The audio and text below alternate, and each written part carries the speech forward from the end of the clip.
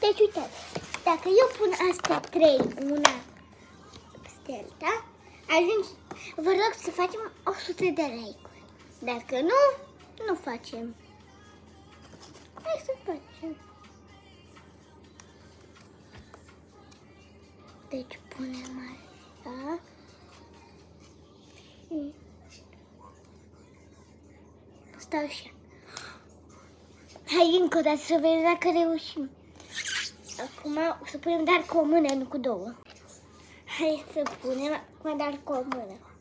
Deci, pe ăsta îl întoarcem, îl punem așa. Și pe ăsta, să nu cadă. Hai, vă rog, la 100. Deci, vă rog. Dacă nu, eu nu o să mai fac TikTok-uri și de-astea.